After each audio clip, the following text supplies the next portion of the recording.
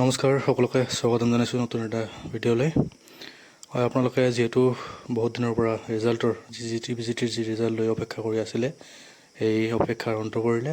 আৰু আজি যিহেতু প্ৰমোদ বড়ো ডাঙৰীয়াই ফাইনেল এটা ডেট কৈ দিছে যে অহা 2-3 দিনৰ ভিতৰত, ইয়াৰ মানে হ'ল সোমবাৰে বা মঙলবাৰৰ ভিতৰত আপোনালোকৰ ৰিজাল্ট পাব্লিছ হ'ব।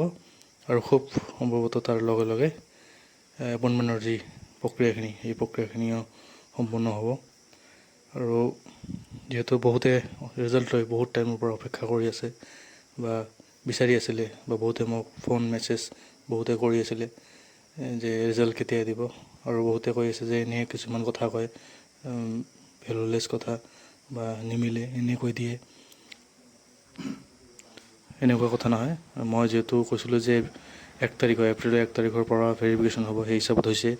ৰিজাল্টটো মই কৈছিলোঁ যে 10 তাৰিখৰ ভিতৰত দিয়াৰ সম্ভাৱনা আছে, কিন্তু কিবা কাৰণত নহ'ল। কিন্তু এইটো অহা সোমবাৰ বা মঙলবাৰে দিয়াটো একদম নিশ্চিন্ত আৰু ফাইনেল, সেইটো দিবই।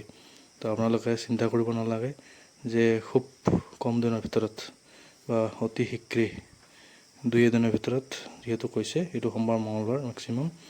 আৰু অহাকালিও দিয়াৰ এটা সম্ভাৱনা আছে। ৰিজাল্টটো অহাকালিও পাব্লিছ হ'ব পাৰে। আপোনালোকে নিজৰ নিজৰ যি মোবাইল বা কম্পিউটাৰত আপোনালোকে ৱেবছাইটটো চাই থাকিব। যিকোনো মুহূৰ্তত ৱেবছাইটত উপলব্ধ হ'ব ৰিজাল্ট। আৰু লগতে হয়তো পেপাৰ, যি নিউজ পেপাৰ, তাতো এই ৰিজাল্টটো পাব্লিছ হ'ব, আপোনালোকে চাব পাৰিব।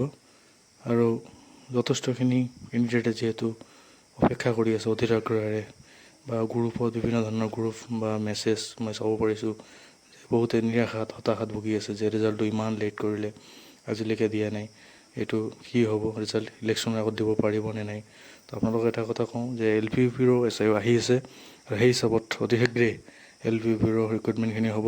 গ্ৰেড 3, গ্ৰেড 4, ফৰেষ্টৰ যিখিনি আছে গোটেইখিনি অতি শীঘ্ৰেই পষ্টখিনি ফিল আপ হ'ব গৈ আছে। আৰু ইলেকশ্যনৰ আগত, তাৰ আগতে গোটেইখিনি ফিল আপ হ'ব। আপোনালোকে চিন্তা কৰিব নালাগে, নিশ্চিন্ত থাকক যে খুব কম দিনৰ ভিতৰতে গোটেই ৰিক্ৰুইটমেণ্ট প্ৰক্ৰিয়াখিনি যিমানখিনি আছে, এই গোটেই প্ৰক্ৰিয়াখিনি সম্পূৰ্ণ হ'ব। আৰু যিহেতু প্ৰমোদ বড়ো ডাঙৰীয়াই এই ৰিক্ৰুইটমেণ্ট গোটেইখিনি সম্পূৰ্ণ কৰিব, এইটোত কোনো সন্দেহ নাই। আপোনালোকে অকল কেইদিনমান ৱেইট কৰক। আৰু প্ৰমোদ বড়ো ডাঙৰীয়াই আজি কি মন্তব্য কৰিছে সেই বিষয়ে আপোনালোকক শুনাব বিচাৰিছোঁ। শুনি লওকচোন বাৰু তেখেতে কি মন্তব্য কৰিছিল।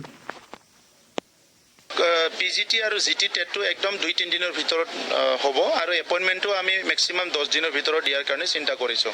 আৰু যিটো ইলিমেণ্টাৰী আছে, ইয়াৰ SIUটো আজি বা কালি এই 2 দিনমানত আহি যাব। অহাৰ লগে লগে আমি ইলিমেণ্টাৰী টেটৰ এপইণ্টমেণ্টটো উইদিন শ্বৰ্ট টাইম আৰম্ভ কৰিম। PGT আৰু GT টেটটো একদম 2-3 দিনৰ ভিতৰত হ'ব। আৰু এপইণ্টমেণ্টটো আমি মেক্সিমাম 10 দিনৰ ভিতৰত দিয়াৰ কাৰণে চিন্তা কৰিছোঁ।